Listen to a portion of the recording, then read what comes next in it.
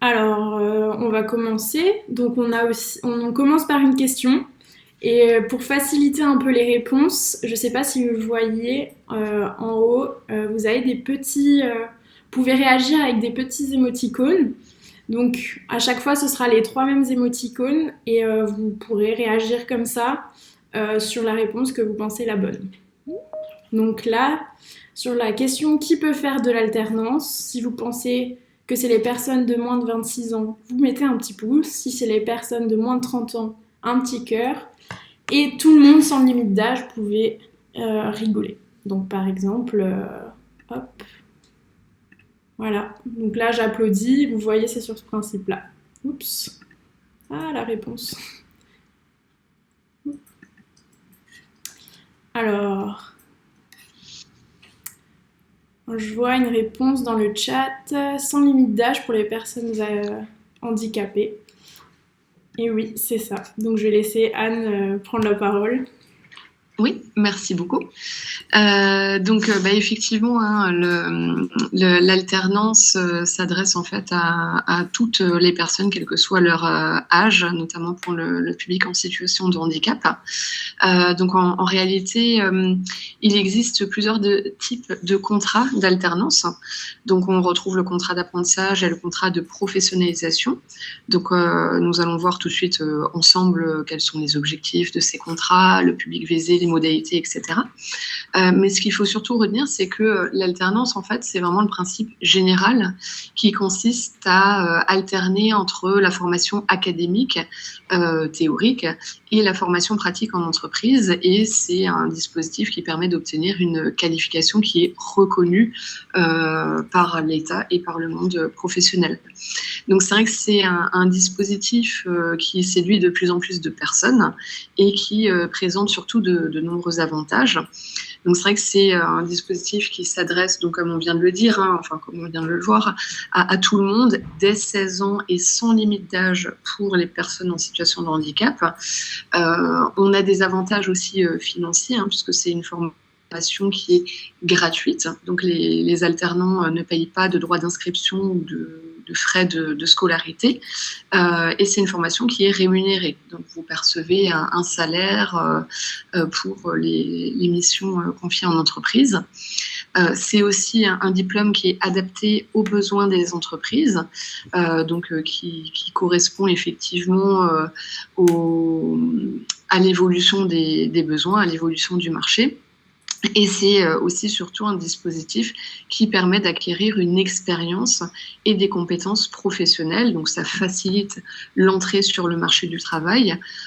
Les alternants d'ailleurs sont des profils qui sont très recherchés par les entreprises et beaucoup d'entre eux sont recrutés directement par leur entreprise d'accueil à la fin de leur contrat.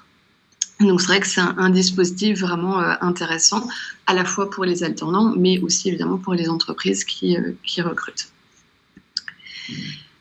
Donc au niveau des contrats qui existent, comme j'ai dit, il y a deux types de contrats qui existent. Alors souvent, on a tendance un petit peu à s'emmêler les pinceaux entre eux, parce qu'on nous parle d'alternance, d'apprentissage, de contrat de pro.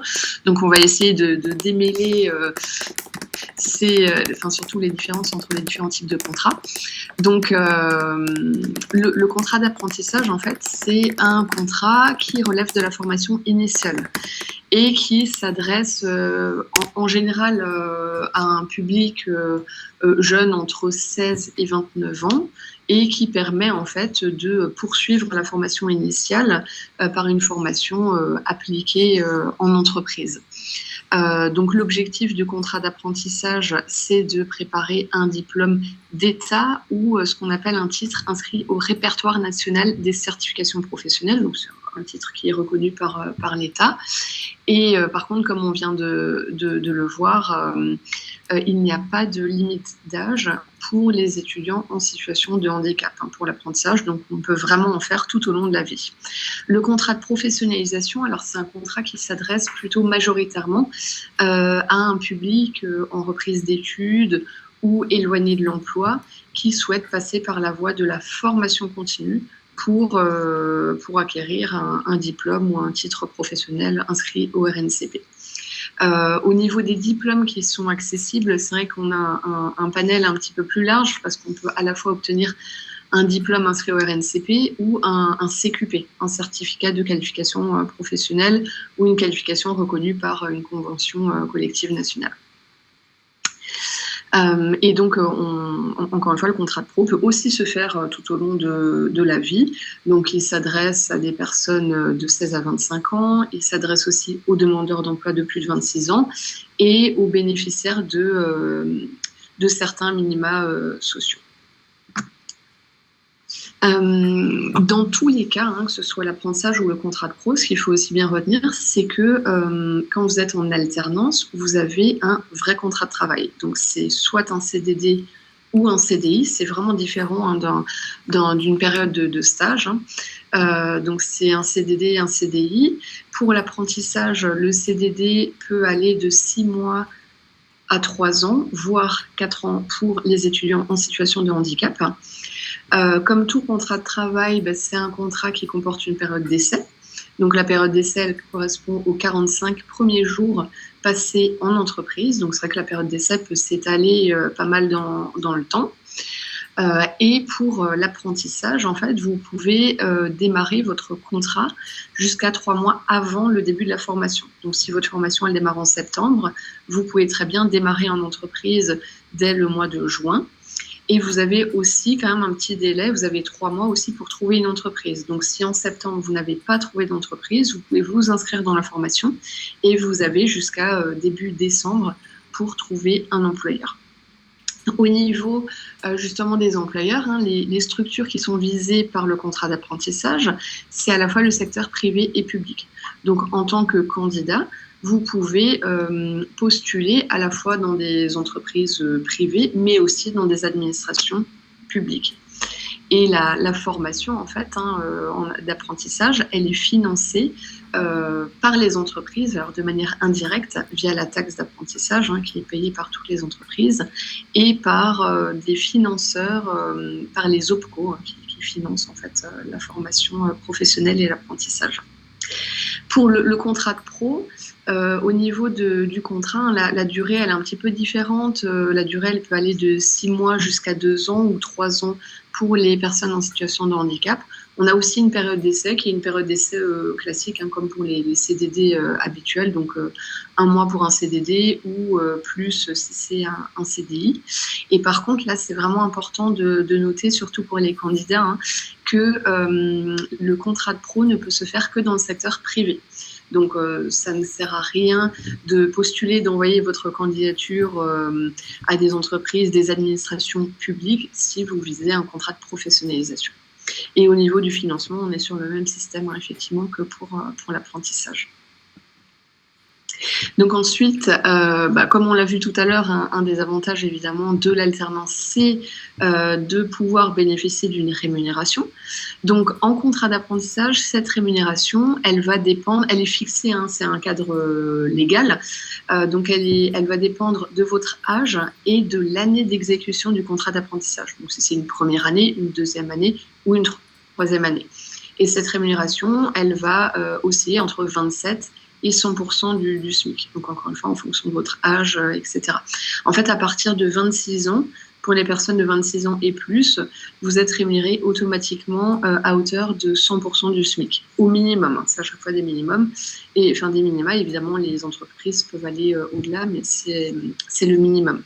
Pour le contrat de pro, le salaire varie aussi en fonction de l'âge et du niveau de qualification avant le contrat. Donc selon que vous soyez titulaire du bac ou pas, si c'est une formation infra-bac ou post-bac, ça va différer et ça va osciller entre 55 et 100% du SMIC également. Et enfin, en termes de gestion, ça aussi c'est important de le noter pour les candidats parce que vous verrez qu'en fonction du type de contrat qui est visé, vous allez avoir un interlocuteur différent. Donc pour l'apprentissage, les apprentis dépendent d'un CFA, donc un centre de formation d'apprentis.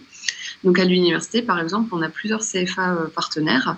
Le CFA principal, c'est le CFA universitaire.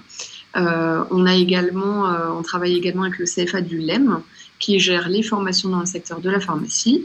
On a également l'ES Bank, donc il y a le CFA dans le domaine bancaire, le CFA de l'industrie, le nom parle de lui-même, et le CFA académique qui gère également des diplômes dans des secteurs assez variés. C'est un CFA également pluridisciplinaire.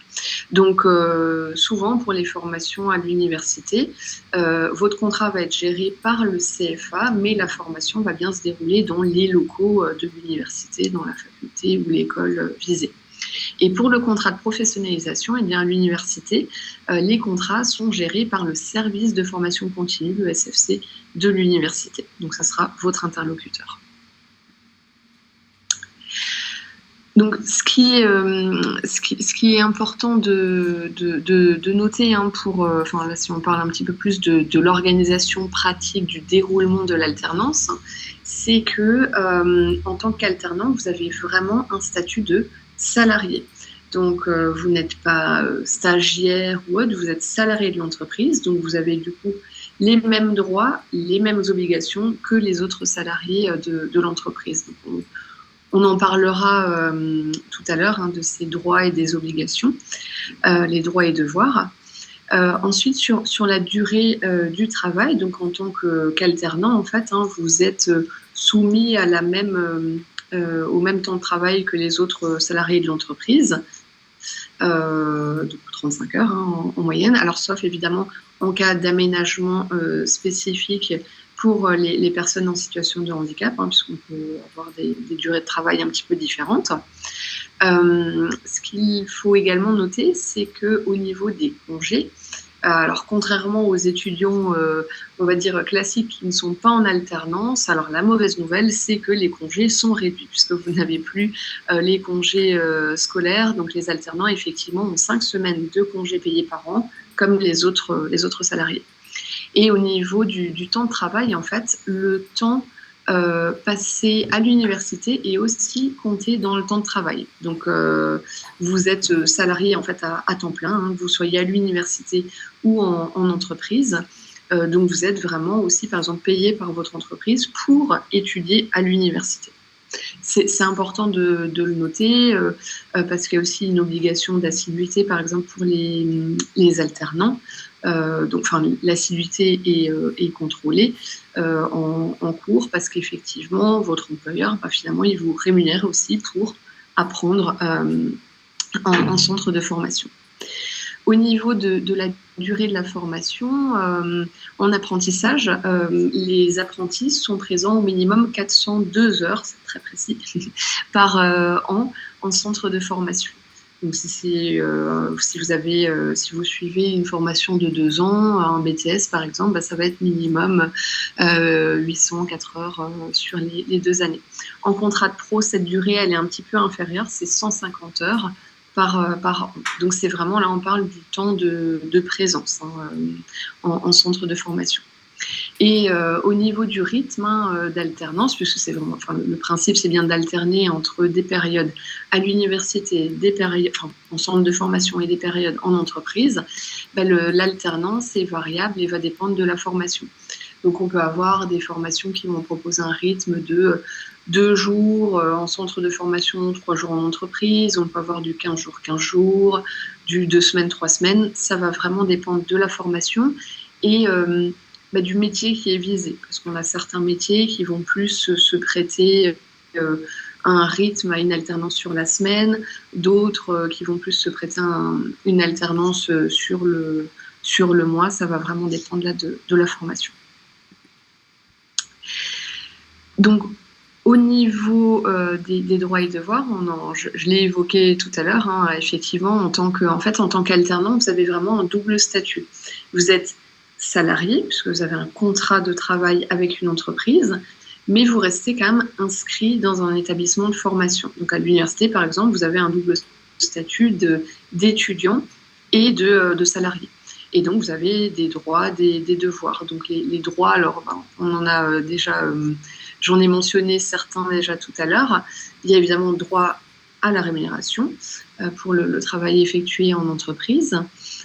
Vous avez également droit à la couverture sociale, hein, donc vous êtes affilié au régime auquel est soumis l'entreprise qui vous recrute.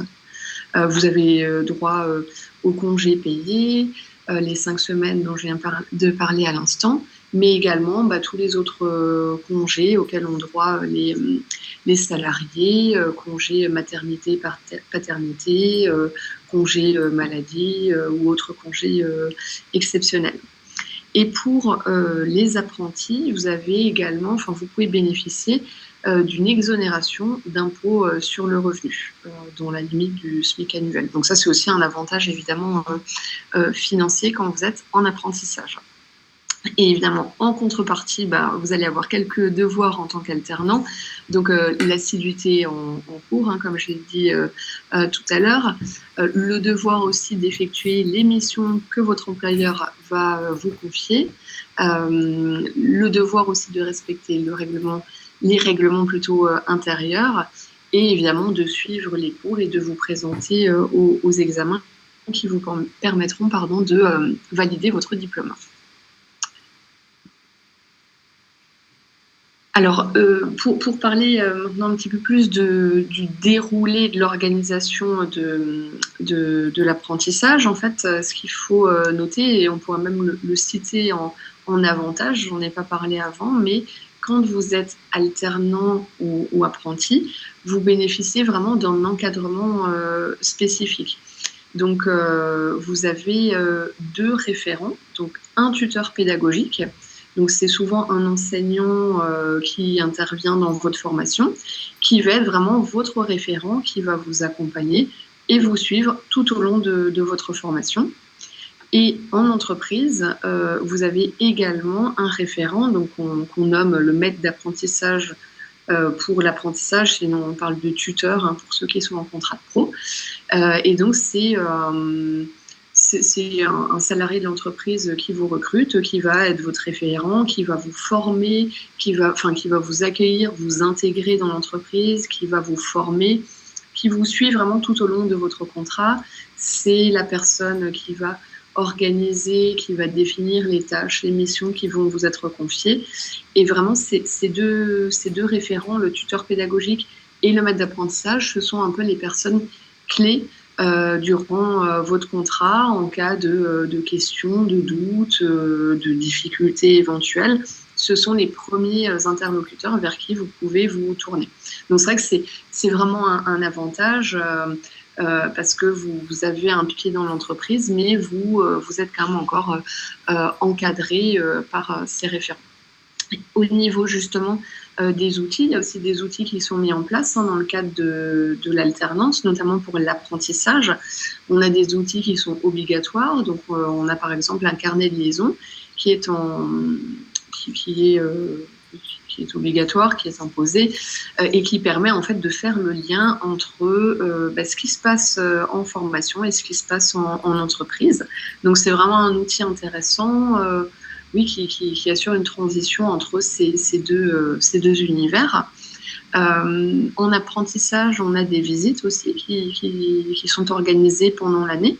Donc on a notamment 2 visites qui se font chaque année. Donc votre tuteur pédagogique se déplace en général en entreprise pour faire un point avec votre maître d'apprentissage et vous-même pour voir un petit peu comment évoluent vos missions, comment ça se passe, s'il y a des ajustements à faire, à réaliser, etc. Ensuite, on peut noter d'autres interlocuteurs, cette fois-ci spécifiques pour les étudiants en situation de handicap. On retrouve notamment un référent handicap qui est nommé normalement au sein de chaque CFA. Pour les entreprises de plus de 250 salariés, on retrouve également un référent handicap.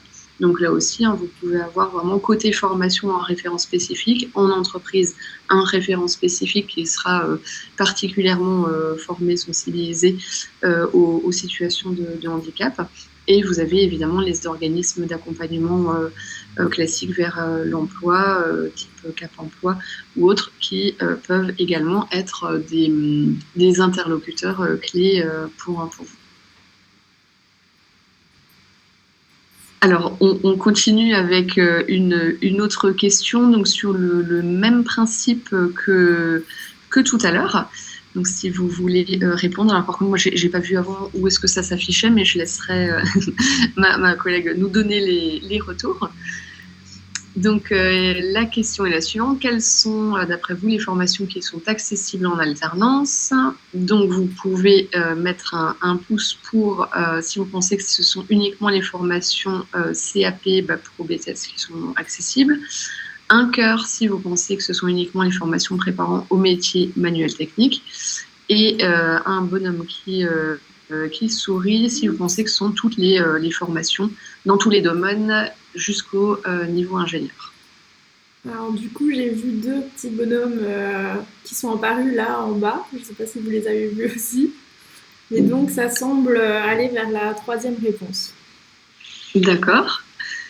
Très bien. Alors, effectivement, hein, l'alternance, ça permet vraiment de préparer tout type de diplôme, quel que soit le domaine, parce que c'est vrai que souvent on a tendance à penser que ce sont uniquement les métiers un peu plus techniques, les domaines manuels qui sont accessibles en alternance.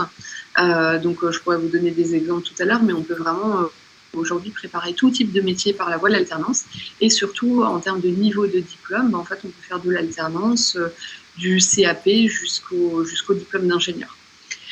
Donc à l'université de Strasbourg, nous on propose aujourd'hui une centaine de diplômes en alternance qui concernent des niveaux différents. Donc ça commence par le bac plus 2. Donc on propose 9 diplômes type DUST ou DUT. On propose un peu plus de 40 diplômes en bac plus 3, donc des licences pro essentiellement, ou maintenant des BUT, donc les bachelors universitaires de technologie, qui vont remplacer les DUT. Et surtout, aujourd'hui à l'université, on propose, là où on a le plus de formations proposées, c'est sur le niveau bac plus 5, parce qu'on a effectivement quasiment une soixantaine de masters ou de diplômes d'ingénieur, de programmes grande école qui sont ouverts à l'alternance. Et au total, pour illustrer un petit peu ça avec des chiffres, cette année, on a près de 2300 alternants qui sont inscrits à l'université, avec une majorité quand même de personnes qui sont inscrites en contrat d'apprentissage. Donc sur les 2300 alternants, on a 2200 apprentis et une centaine d'alternants en contrat de pro. Parce qu'effectivement, le contrat d'apprentissage reste quand même assez majoritaire et plus représenté du moins à l'université. Et au niveau des domaines, comme j'ai dit, aujourd'hui on propose vraiment des formations dans tous les domaines, donc que ce soit dans le secteur de la banque, de l'assurance, en chimie, pharmacie, dans le domaine de la qualité, en ressources humaines, en droit. On forme des juristes par la voie de l'alternance. On a des formations en management. On va former des spécialistes du tourisme, des managers de centres de bien-être. On a des formations dans le commerce, dans le marketing. Donc, on peut devenir chargé de communication en apprentissage. On peut former des informaticiens par la voie de l'apprentissage, de l'alternance, des spécialistes du sport. Des spécialistes du domaine de l'industrie par la voie de l'alternance et dans le domaine de la construction, de l'environnement. On a un master en génie biologique et environnement, par exemple. C'est aussi des domaines qui se développent beaucoup, y compris par la voie de l'alternance. Donc c'est vrai que c'est vraiment, l'offre de formation, elle est très, très vaste, très variée surtout. Et vous pouvez retrouver tous les diplômes qui sont ouverts à l'Université de Strasbourg en alternance sur l'application qui s'appelle reuni.inistra.fr. Et donc, vous pouvez chercher en fonction des niveaux de diplôme ou des domaines. Et vous retrouverez surtout toutes les informations pratiques, la durée de la formation, le rythme d'alternance, les personnes vers qui vous pouvez vous tourner si vous avez des questions sur la formation. Donc, je vous invite évidemment à y aller. Alors, pour terminer cette première partie, je vais vous présenter aussi un petit peu le calendrier, parce que c'est vrai que côté candidat, si vous souhaitez vous lancer dans l'alternance, vous avez là sous les yeux les grandes étapes pour vous lancer dans la démarche. Donc évidemment, la première étape, ça va être le choix du diplôme, parce qu'on l'a vu, l'offre, elle est très vaste, donc il faut faire un choix. Ça, généralement, ça se fait en début d'année civile. Je pourrais vous parler tout à l'heure rapidement des événements qui sont prochainement proposés, qui vous permettront aussi peut-être de vous accompagner dans ce choix. Ensuite, entre le mois de janvier et le mois de juin, grosso modo, il va falloir candidater à la formation. Alors, j'insiste sur cette étape parce que c'est vraiment important. Il faut impérativement présenter en général, c'est un dossier pour intégrer une formation en alternance. Donc, pour les personnes qui souhaitent intégrer une formation de première année, de premier cycle, type première année de BTS, de BUT, de licence ou autre, ça passe par la plateforme Parcoursup. Pour les autres, ça passe par d'autres plateformes. Mais voilà, il faut vraiment penser à présenter le dossier. Et ensuite, sans plus tarder, il faut commencer à chercher une entreprise. Alors, je dirais à partir du mois de février, parce que c'est vraiment à ce moment-là qu'en général, les entreprises vont établir la liste de leurs besoins et vont publier leurs offres. Donc, moi, je vous conseillerais évidemment de ne pas attendre d'avoir la réponse d'admission en formation pour commencer à chercher une entreprise, parce qu'en général, c'est quand même trop tard. Donc, il faut vraiment mener les deux de front.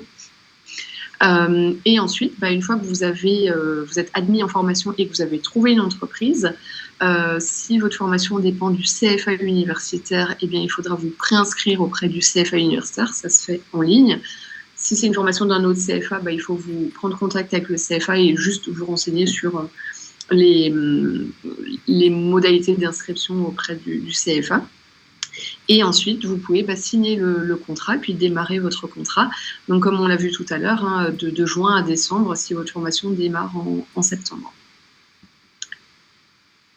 Donc, pour vous renseigner sur la formation, la première étape, plusieurs pistes. Moi, je vous inviterai évidemment à contacter le responsable de formation pour vous renseigner un petit peu sur le détail du diplôme, le contenu, les conditions d'accès, le calendrier, etc.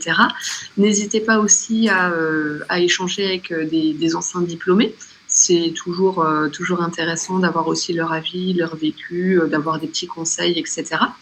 Et on a 2 journées qui sont vraiment, on va dire, incontournables pour les formations post-bac. On a les journées universitaires qui vont se dérouler cette année les 20 et 21 janvier, qui vous permettront de rencontrer en fait tous les organismes de formation, d'échanger avec les responsables de formation, de poser vos questions, etc.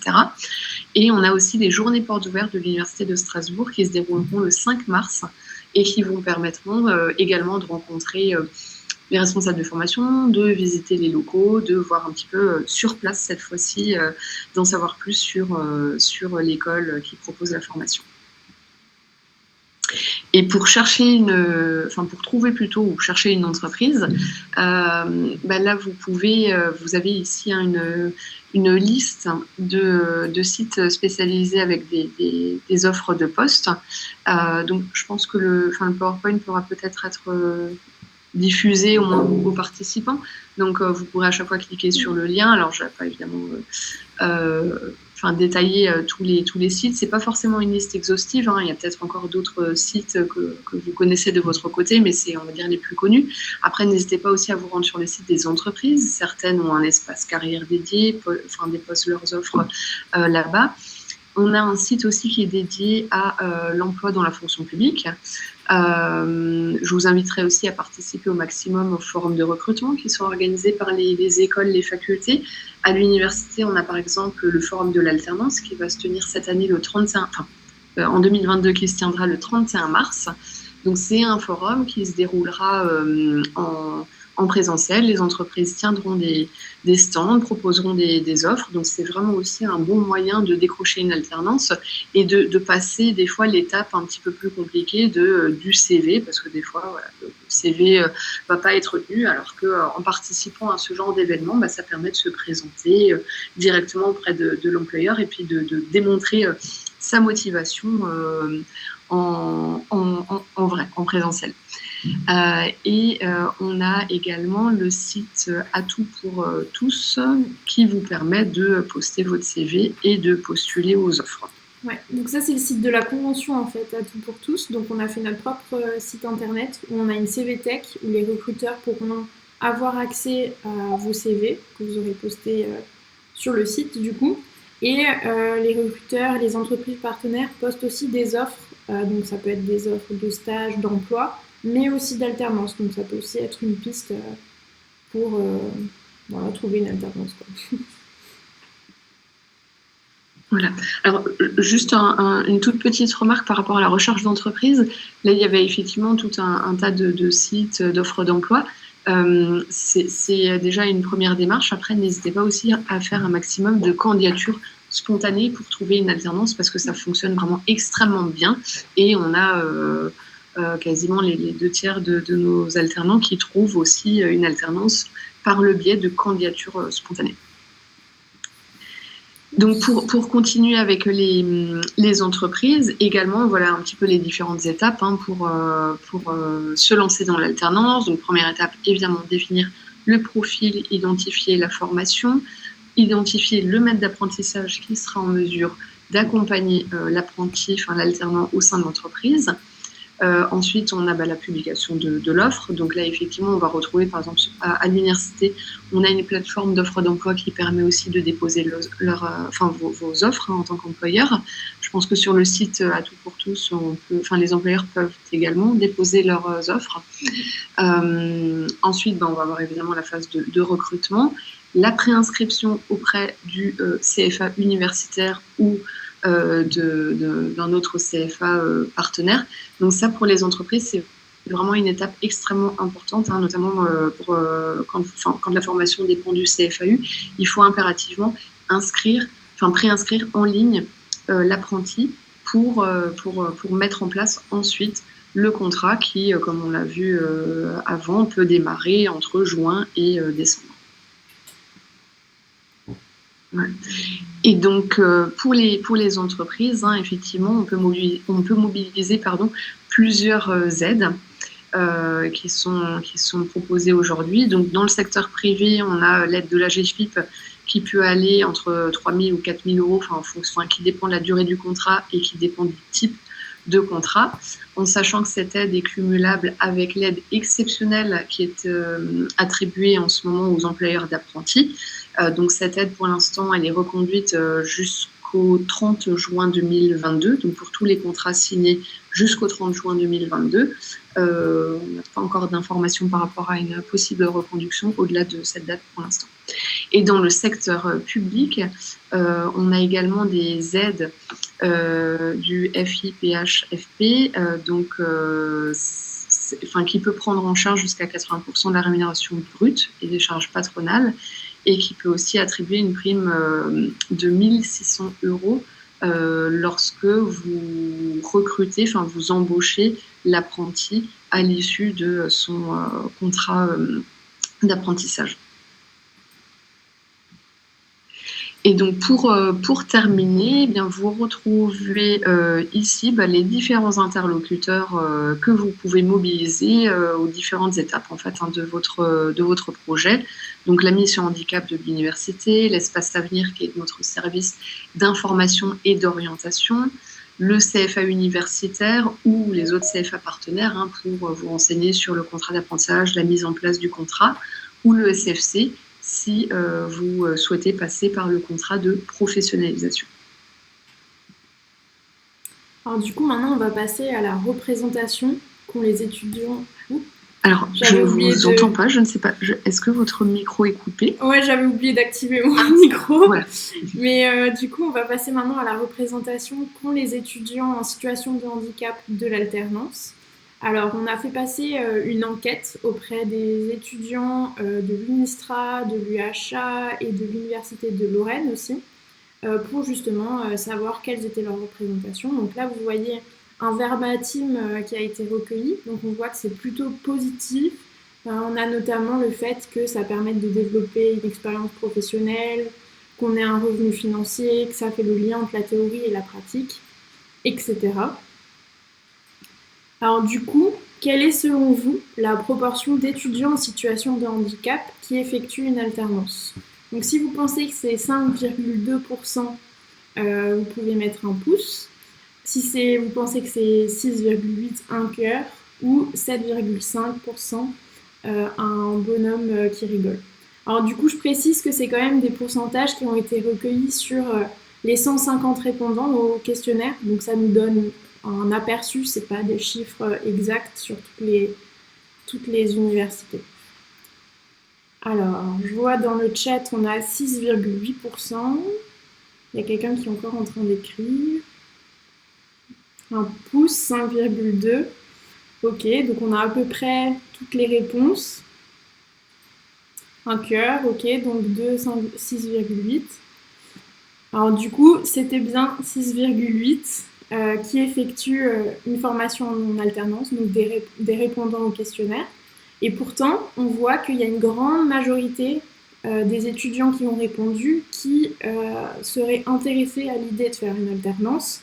Et pourtant, dans les faits, il y en a très peu qui en effectuent, seulement 6,8%.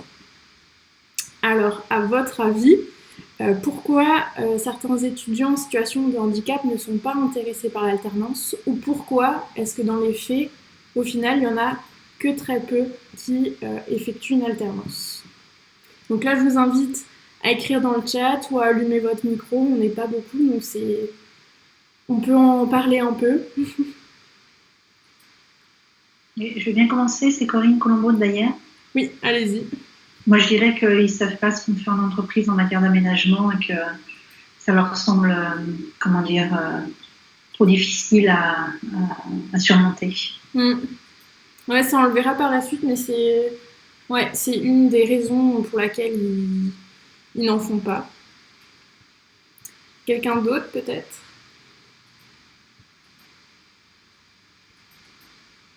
Non, bon, ok. Alors du coup, on identifie des freins qui sont communs à tous les étudiants. Donc c'est que par exemple, ils n'ont pas envie, que c'est pas pertinent dans leur cursus ou qu'ils travaillent déjà à côté de leurs études, que c'est trop fatigant, trop de stress, etc. Donc ça peut être quelque chose qui n'est pas spécifique au handicap. Et en plus de ça, ils disent avoir des difficultés liées spécifiquement à leur handicap. Notamment que pour faire une alternance, il faut trouver un patron, et en trouver un quand on a un handicap, c'est difficile, voire impossible. Donc on voit qu'il y a ce processus de discrimination qui les bloque, qu'ils n'ont pas assez de force pour faire ça en plus des études, que le handicap ne le permet pas. Donc là, on retrouve un peu ce que vous disiez, Corinne, que justement, ils pensent ils pensent pas forcément qu'il y a des aménagements possibles, etc. Donc que c'est pas compatible avec le handicap, trop compliqué avec les auxiliaires de vie, mes soucis de santé me bloquent, etc.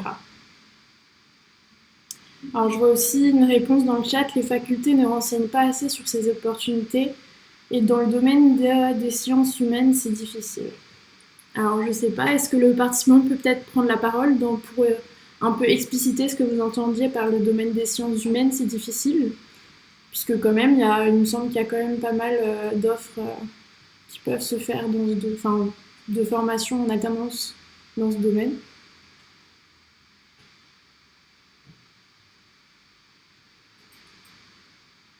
Bon, c'est pas grave, sinon on y reviendra par la suite. Et du coup, à votre avis, quel est le niveau d'études de la majorité des alternants en situation de handicap? Donc ça, vous avez un petit indice si vous aviez bien écouté la présentation de Anne avant. Donc mettez un pouce ou dans le chat si vous pensez que c'est la majorité en bac plus 2, donc niveau BTS, DUT. Si vous pensez que c'est bac plus 3, licence, ou bac plus 5, niveau master. Alors j'ai un bac plus 2, un bac plus 3, bac plus 5. Ok, donc c'est assez mitigé. Et alors on voit que sur les étudiants qui ont répondu à ce questionnaire, il y a 50% qui sont en niveau master, qui effectuent du coup leur alternance en niveau master. On retrouve un peu ce que disait Anne du coup, on retrouve à peu près les mêmes proportions que le nombre de formations qui offrent l'alternance. La majorité du coup c'est des masters. Donc c'est peut-être un peu étonnant, puisqu'on se dit souvent que c'est des licences pro, etc. Mais non, on peut avoir un diplôme hautement... voilà, 56 diplômes à Bac plus 5. Donc on peut avoir un diplôme très diplômant en alternance. Et alors du coup, quand on les interroge sur leur typologie de handicap, on voit qu'il y a vraiment tout type de handicap. Donc vous avez quelques exemples. Ce qui prouve que normalement, il n'y a pas un handicap plus approprié que d'autres et que normalement tout le monde peut le faire, peu importe le handicap. Surtout que quand on leur demande s'ils ont besoin d'aménagement, les alternants, ils ne déclarent pas avoir besoin de moins d'aménagement que les étudiants en formation initiale. Donc c'est vraiment, il n'y a pas un handicap plus adapté à l'alternance qu'un autre. Normalement, tout le monde devrait pouvoir en faire une. Et du coup, maintenant, on a Marianne Duplan avec nous, normalement, qui est étudiante en alternance à la Banque Populaire Alsace-Lorraine-Champagne. Je ne sais pas si tu es connectée.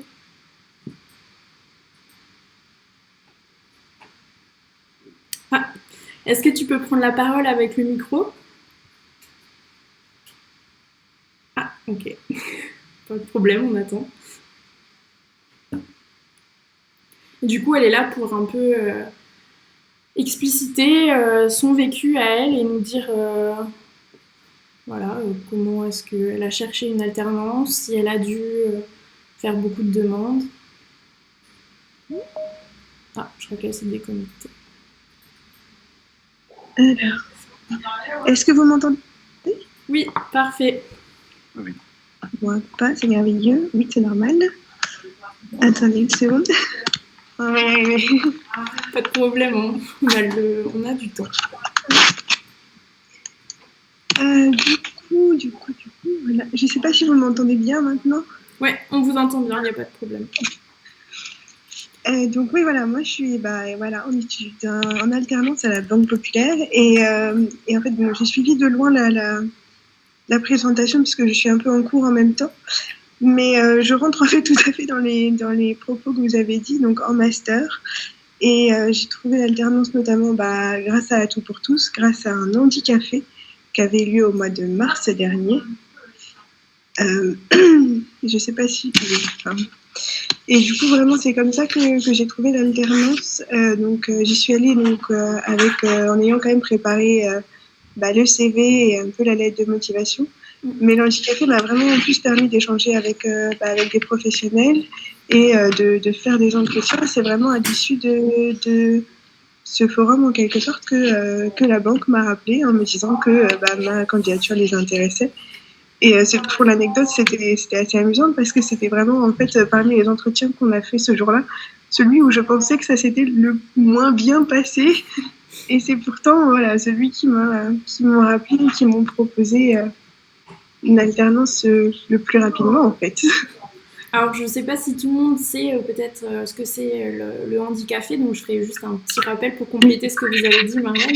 Mais c'était un événement de recrutement, du coup, que la Convention À Tout pour tous avait organisé, où on avait d'abord une première partie avec tout ce qui était conseil CV, lettre de motivation, avec des recruteurs. Et ensuite, l'après-midi, on avait des genres de job dating aux étudiants recruteurs.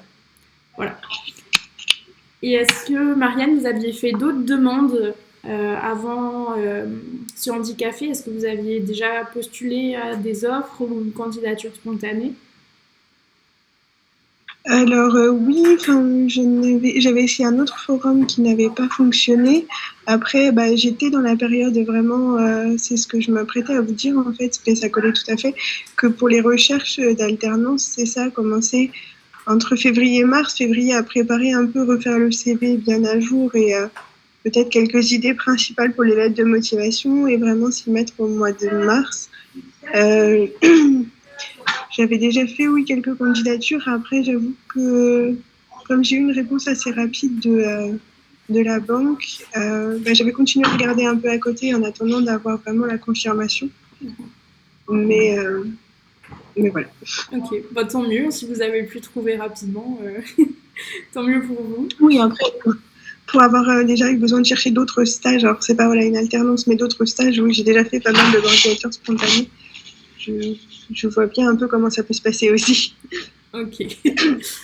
Et du coup, de là, dans votre alternance, est-ce que vous avez eu besoin d'aménagements justement liés à votre handicap? Et si oui, comment ça s'est passé cette mise en place? Alors, d'aménagement particulier, enfin oui et non, moi je suis en fauteuil électrique, donc forcément ça implique l'accessibilité aux locaux, ça c'est sûr. Et après, ce qui est assez souvent fait aussi, c'est les bureaux réglables en hauteur. Mais après, enfin, de l'expérience que j'ai en tout cas à la banque, c'est quand même des éléments qui sont de plus en plus courants, même pour ceux qui n'ont pas de handicap, en fait, d'avoir ce genre d'éléments, des bureaux voilà, plus ou moins réglables en hauteur, d'avoir souvent des sièges ergonomiques, parce que ça fait partie des risques, entre guillemets, que les entreprises doivent prendre en compte vis-à-vis de leurs salariés. Et donc, ça fait, entre guillemets, presque un souci en moins pour nous, parce que c'est vraiment quelque chose qui devient de plus en plus courant. Oui, donc c'est peut-être aussi plus facile et plus acceptable de la part de l'entreprise pour vous de demander ces aménagements et pour eux, du coup, de les mettre en place, quoi. Oui, voilà, il y a des choses comme ça qui deviennent plus courantes.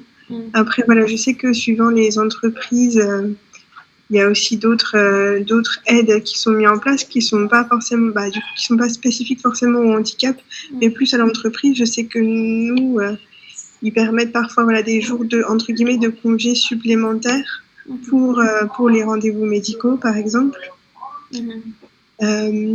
Alors voilà, c'est quelque chose que je pense que je vais utiliser là dans l'année parce que ça va justifier. C'est vrai qu'en alternance, le rythme est dense, donc voilà, s'il y a besoin de prendre un rendez-vous à un moment, ça va forcément devoir être pris sur du temps de travail, en fait, parce que voilà, on est vraiment à temps plein, que ce soit avec les cours ou au travail. Mais c'est des choses qui sont mises en place. Il y a aussi d'autres aides comme ça, comme les chèques CESU. Je sais que ça existe aussi en dehors, mais c'est quelque chose qui est plébiscité aussi dans mon entreprise. Et donc, c'est pas des aménagements directs, c'est peut-être un peu des choses indirectes, mais c'est vrai que c'est des choses importantes quand même, parce que voilà, ça peut aider au quotidien, quoi. Oui, c'est vrai. Puis, c'est peut-être aussi important de préciser pour les étudiants qui sont connectés que les aménagements dépendent vraiment du handicap, de l'entreprise, etc. Donc on pense souvent aux aménagements matériels, comme ce que vous avez dit, Marianne, avec les bureaux, par exemple, qui se soulèvent.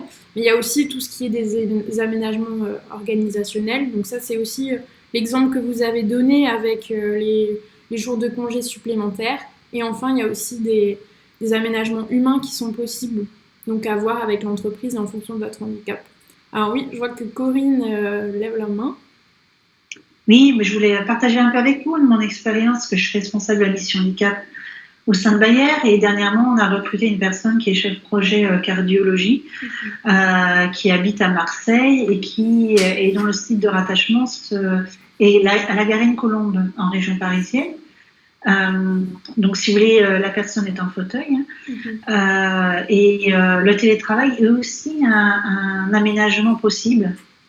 Mais que ce soit pour tout type de handicap, en fait, ça dépend vraiment de chacun, parce que le handicap peut être différent d'une personne à une autre et ses conséquences. Donc, en fait, je pense qu'on est en train aussi, pour certaines entreprises, de réfléchir un peu différemment, parce qu'on a besoin vraiment de compétences dans nos entreprises, et c'est ce qui va primer au-delà du handicap. C'est plutôt les compétences dont on a besoin, et ensuite la capacité des entreprises à prendre en compte les conséquences du handicap dans leur aménagement. Donc je pense qu'il faut vraiment aussi être en capacité, quand on est candidat, que ce soit en alternance ou sur un stage ou sur un CDD, CDI, de savoir exprimer ses besoins pour pouvoir bien avoir une discussion avec le recruteur ou la recruteuse, mais avant tout, ce qui va primer, c'est vos compétences, ce sont vos compétences. Et après, mieux vous savez parler des besoins de compensation, et mieux c'est. Ouais. Si je peux me permettre de réagir par-dessus, c'est que en plus, ça fait partie de mes missions aussi au travail. Mais voilà, de parler de son handicap, en fait, faut vraiment pas en avoir peur. Et en même temps, mais pour plusieurs raisons et qui sont entre guillemets complémentaires les unes des autres. Mais parler de son handicap, ça veut vraiment dire parler en termes de conséquences entre guillemets au travail, Après, de savoir ses conséquences sur son état de santé à soi, c'est quelque chose qui nous regarde, qu'on n'est pas obligé de partager avec l'employeur, mais il faut vraiment plus partager autour de comment ça va impacter sur votre façon de travailler. C'est vraiment ça qui va compter. Et à savoir que normalement, il me semble que la majorité des entreprises sont obligées de mettre en place des aménagements. Après, on parle d'aménagements raisonnables vis-à-vis de l'entreprise, de ses moyens et de la situation. Mais c'est une réalité. Et malgré tout, il y a les entreprises qui sont aussi entre guillemets tenues d'employer des personnes en situation de handicap. Et donc, quelque part, si vous vous présentez tel quel en pouvant expliquer vraiment clairement quels sont vos besoins, finalement, c'est presque quelque chose que les recruteurs recherchent en fait. Mais complètement, je suis vraiment d'accord avec vous, c'est très bien que vous le disiez. Et je vous dis, on va recruter des personnes avec des compétences. Après, si vous savez bien parler de vos besoins en compensation, et on n'abordera jamais le type de handicap en entreprise parce que ça relève de la sphère privée et du secret médical. Donc ça, c'est super important de l'avoir en tête. Et les entreprises qui le font, elles n'ont pas à le faire. Mais surtout, c'est votre capacité à pouvoir exprimer vos besoins. Ce qui va vous permettre justement de se dire, j'ai besoin d'une journée de télétravail supplémentaire par rapport aux autres, ou j'ai besoin d'un aménagement d'horaire, ou j'ai besoin peut-être d'une pause déjeuner plus longue. Enfin, on ne sait pas. En fait, c'est tellement différent d'une personne à l'autre que dès lors que vous savez exprimer vos besoins, c'est juste hyper confortable pour le recruteur ou la recruteuse. Alors, je rajouterais juste un peu de nuance quand même, puisque la révélation du handicap, c'est pas une obligation. Hein. Donc, je sais pas, si vous postulez à une entreprise et que vous n'avez pas envie de révéler votre handicap, vous n'êtes pas obligé non plus. Après, c'est vraiment à vous de voir. C'est possible aussi d'en informer l'entreprise, les directions des ressources humaines pour mettre en place les aménagements dont vous avez besoin. Mais si vous ne voulez pas que votre manager ou votre équipe de travail soit informée pour une raison X ou Y, c'est possible aussi, c'est totalement légal. Après, comme Corinne et Marianne l'ont dit, c'est sûr que si vous avez plus de facilité à en parler, l'aménagement se fera peut-être de manière un peu plus simple, etc. Je vois que Corinne, peut-être vous vouliez rajouter quelque chose. Oui, non, très bien. Et je dirais que dans mon expérience, j'ai des salariés qui déclarent en cours de vie un handicap. Et l'idée, c'est qu'effectivement, s'ils ne veulent pas parler de leur handicap à leur manager, bien évidemment, on l'accepte. Et moi, je trouve que voilà. La seule chose que je vais vérifier, c'est qu'il n'y a pas besoin d'aménagement et de besoin de compensation. Parce qu'on peut arriver dans des situations où les personnes ne vont pas vouloir parler de leur handicap et des conséquences sur l'exercice de l'activité professionnelle, mais au final, elles se retrouvent épuisées. Et dans des situations, le manager, comme il va pas, identifier la situation de handicap, on peut dévier sur une situation d'incompétence, qui n'est pas du tout le cas. Donc attention, effectivement, quand on a un statut de travailleur handicapé, on peut ne pas le dévoiler, c'est très bien, il n'y a pas de souci. Par contre, si on a vraiment besoin d'aménagement, il faut peut-être y réfléchir pour pouvoir arriver à exercer son activité professionnelle sans s'épuiser. Oui, et sans surtout mettre votre santé en danger aussi, puisque c'est aussi... sans s'épuiser et au final arriver à une situation qui va être, en tant que salarié, préjudiciable en fait. Mais du coup, c'est aussi possible que vous ayez besoin d'aménagement, mais que vous n'osiez pas révéler votre handicap et que du coup, par conséquent, vous n'osiez pas demander ces aménagements. Mais comme dit, c'est possible d'en informer uniquement la DRH pour mettre en place les aménagements et pas détériorer votre santé sans en informer vraiment l'équipe de travail. Donc il y a plusieurs possibilités si jamais c'est un frein pour vous. Oui. Non, ce qu'il y a de bien maintenant avec la période Covid qu'on a passée, c'est qu'on a de plus en plus de télétravail, ce qui fait qu'on est pour des personnes qui sont en situation de santé fragile, qui ont besoin d'aller chez le médecin, etc. En fait, on ne voit pas. Ça fait partie un peu de la vie de tous les jours et dans le cadre du télétravail. Donc, du coup, ça peut être intéressant. Après, il faut que les entreprises arrivent à passer ce cap sur le télétravail et se dire, effectivement, c'est pas parce qu'on est en télétravail qu'on ne fait rien, mais qu'on fait peut-être même plus de choses qu'avant. Mais ça gomme un peu, je dirais, le besoin d'aménagement. Pour certaines personnes, pas tout le monde, il ne faut pas généraliser, on est bien d'accord. Et je rajouterais du coup juste encore quelque chose, que même si vous êtes en télétravail et en situation de handicap et que vous avez besoin d'aménagement chez vous, je ne sais pas, besoin d'une chaise ergonomique, etc., c'est aussi à l'employeur de vous fournir ces aménagements matériels chez vous. Donc voilà. Alors je ne sais pas, peut-être que vous avez encore des questions pour Marianne ou pas, ou des questions tout court. S'il y a des questions, en tout cas, n'hésitez pas à me contacter. Pour ceux qui veulent, il y a pas de souci à me contacter après en direct. Si vous pouvez peut-être mettre votre adresse mail dans bien le chat, sûr. Comme ça. En tout cas, merci pour votre témoignage. C'était très intéressant.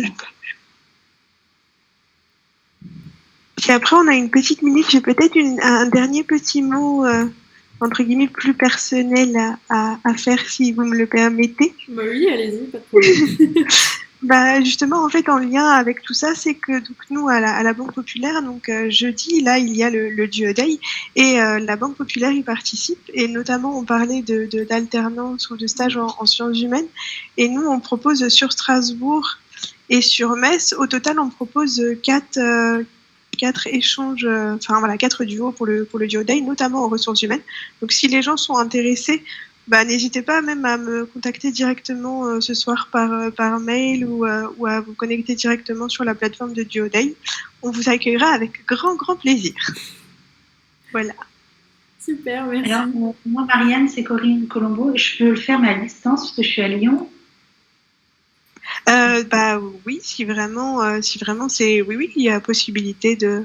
Après, c'est plus organisé pour le faire directement en présentiel, mais on travaille beaucoup en Teams justement, donc dans l'absolu à distance, ça me paraît faisable. Et j'ai pas de duo cette année, là, j'ai pas de duo sur mon poste qui est expert engagement sociétal, donc handicap et diversité, donc j'ai pas de souci pour le 18 novembre, faire un duo. Parfait. Merci à vous tous d'avoir assisté. Merci à Anne et à Marianne d'avoir aussi animé une partie. Et je vous dis bon appétit. Bon après-midi à tous. Merci à vous. Bon après-midi. Merci. Bon après-midi. Bon après-midi. Au revoir. Au revoir.